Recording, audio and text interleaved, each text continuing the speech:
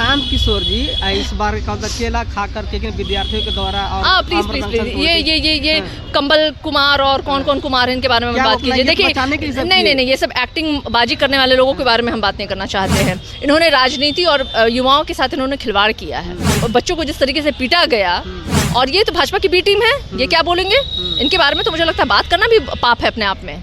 ऐसा कहा कर रहे पूरे बिहार का नेतृत्व। मैं तो ऐसे ही कह रही हूँ, मैं तो कह रही हूँ शिक्षा को बदलने की बात कर रहे हैं बिहार के। भाई शिक्षा को तो बदला तेजस्वी यादव जी ने, ये बात कीजिए ना। शिक्षा को किसने बदला? किसने क्वालिटी ऑफ एजुकेशन को इम्प्रूव किया? किसने बीपीएससी के थ्रू शिक्षकों की भर्ती करवाई सरकारी स्कूलों में? आज देखिए वही सरकारी स्कूलों में जहाँ नीतीश जी कहते थे साइकिल और ड्रेस देने से बच्चे नहीं पढ़ते हैं, अच्छी इन्वायरमेंट अच्छे स्कूल्स में टीचर देने से बच्चे पढ़ाई करते हैं। और आज जो है ना बिहार के सरकारी स्कूलों की आज क्वालिटी बढ़ गई है, क्योंकि वहाँ पे एक अच्छे शिक्षक जो है तेजस्वी यादव जी के वजह से आज वहाँ तक पहुँचे। तो मुझे लगता है कि ये आपने जिनका भी ABCD का नाम लिया, मुझे लगता है उनका कोई योगदान नहीं है सिवाय इसके नौटंकी करने के।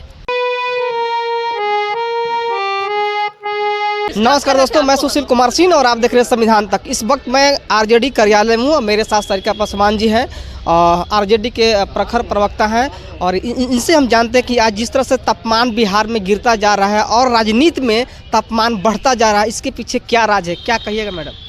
देखिए पूरे देश में जो है ना तापमान हर जगह कहीं ना कहीं बढ़ता और घटता रहता है, क्योंकि निरंतर कहीं ना कहीं चुनाव होते रहता है। नहीं, बिहार तो वैसे भी हमेशा से ही राजनीतिक सक्रिय के लिए माना जाता है। बिहार ने कई ऐसे आज़ादी की लड़ाई से लेकर आप अभी तक देखें तो बिहार ने हमेशा से ही नज़ीर पूरे देश को दिया है। और अभी लगातार आप देख रहे होंगे जिस तरीके से, चूँकि 2025 में चुनावी वर्ष भी है, और जिस तरह से आपने देखा होगा कि हमारे नेता तेजस्वी यादव जी लगातार क्षेत्रों का भ्रमण कर अपने कार्यकर्ताओं से संवाद कर, और जहाँ भी जा रहे हैं वहाँ पे हमारे बिहार की आधी आबादी, महिलाएं, माताएं, बहनें, वो जो हैं आ रही हैं और वो कह रही हैं कि 18 साल से हमें छला गया है, ठगा गया है। शराबबंदी के नाम पे, लॉ एंड ऑर्डर के नाम पे, महिला सशक्तिकरण के नाम पे, ये सारी चीज़ें ऐसी थीं जो 18 और 19 साल से महिला आज अपने आप को बेबस और ठगी हुई महसूस कर रही है, और वो आ रही है और कह रही है कि हमें बदलाव चाहिए। तेजस्वी जी, हमें आप पे भरोसा है, आप आगे चलिए, हम आपके साथ हैं। तो मुझे लगता है एक बहुत बड़ा बदलाव जो है ना आने वाले समय में आपको देखने को मिलेगा।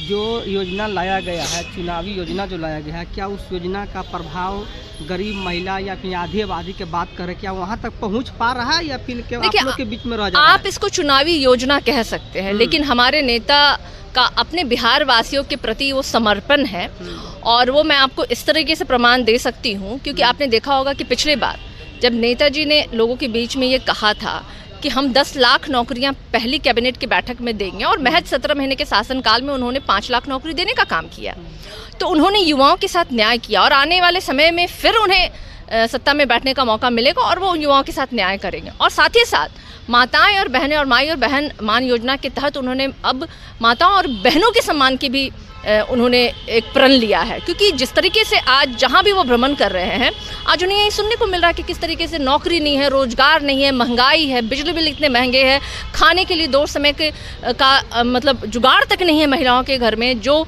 जिनके पति बच्चे जो हैं शराबबंदी के झूठे शराबबंदी में जिस तरीके से जहरीली शराब पी करके मरे, उनका घर समझिए अनाथ हो गया। तो ऐसी माताओं, प्रगति यात्रा नहीं वो दुर्गति यात्रा पे है, वो प्रगति यात्रा पे नहीं, वो दुर्गति यात्रा पे है। काहे का प्रगति यात्रा भाई? 19 साल से आपकी सरकार है और आपको आज प्रगति देखने के लिए, जब माताएं और बहनें चित्कार रो रही थी, तब आपने क्यों नहीं गए आप संवाद करने उनसे? जहर पिएगा मरेगा, शराबबंदी तो आप समझ लीजिए कि सब अच्छे भाई, तो शराब आया कहाँ से? गृह विभाग आपके पास है, आखिर शराब अगर आ जा रहा है बिहार में तो आपका फेलियर है ना। तो आपको तो त्यागपत्र दे देना चाहिए कि भाई मैं अक्षम हूँ, मैं सक्षम नहीं हूँ बिहार के बागडोर संभालने के लिए, क्योंकि मेरे रहते मेरे शराबबंदी के बावजूद भी शराब घर घर तक पहुँच रहा है। तो आप तो ये स्वीकार कर रहे हैं ना कि शराबबंदी फेलियर है। तो देखिए इस तरह के लोग जो होते हैं ना, अपनी जिम्मेदारियों से अपने आप को मुक्त करने के लिए इस तरह की भाषा का इस्तेमाल करते हैं, लेकिन बिहार की जनता इनको जवाब देगी। प्रशांत किशोर जी इस बार केला खा करके विद्यार्थियों के द्वारा और प्लीज ये कंबल कुमार और कौन कौन कुमार है इनके बारे में बात कीजिए। देखिए नहीं ये सब एक्टिंग बाजी करने वाले लोगों के बारे में हम बात नहीं करना चाहते हैं। इन्होंने राजनीति और युवाओं के साथ इन्होंने खिलवाड़ किया है, समझे ना। कोई भी बच्चों को जिस तरीके से पीटा गया, और ये तो भाजपा की बी टीम है, ये क्या बोलेंगे इनके बारे में? तो मुझे लगता है बात करना भी पाप है अपने आप में। ऐसा कहा कर रहे हैं, पूरे बिहार का नेतृत्व कर मैं तो ऐसे ही कह रही हूँ, मैं तो कह रही हूँ शिक्षा के बदलने की बात कर रहे हैं, बिहार के भाई शिक्षा को तो बदला तेजस्वी यादव जी ने, ये बात कीजिए ना, शिक्षा को किसने बदला, किसने क्वालिटी ऑफ एजुकेशन को इम्प्रूव किया, किसने बीपीएससी के थ्रू शिक्षकों की भर्ती करवाई सरकारी स्कूलों में। आज देखिए वही सरकारी स्कूलों में जहाँ नीतीश जी कहते थे साइकिल और ड्रेस देने से बच्चे नहीं पढ़ते हैं, अच्छी इन्वायरमेंट, अच्छे स्कूल्स में टीचर देने से बच्चे पढ़ाई करते हैं। और आज जो है ना बिहार के सरकारी स्कूलों की आज क्वालिटी बढ़ गई है, क्योंकि वहाँ पे एक अच्छे शिक्षक जो है तेजस्वी यादव जी के वजह से आज वहाँ तक पहुँचे हैं। तो मुझे लगता है कि ये आपने जिनका भी ABCD का नाम लिया, मुझे लगता है उनका कोई योगदान नहीं है सिवाय इसके नौटंकी करने के। ये थे सारिका पासवान जी, जो भी कहें बेबाक कहें, आप क्या सोचते हैं इनके विचार के बारे में, अपनी प्रतिक्रिया कमेंट बॉक्स में जरूर देने का काम कीजिएगा। तब तक के लिए जय हिंद।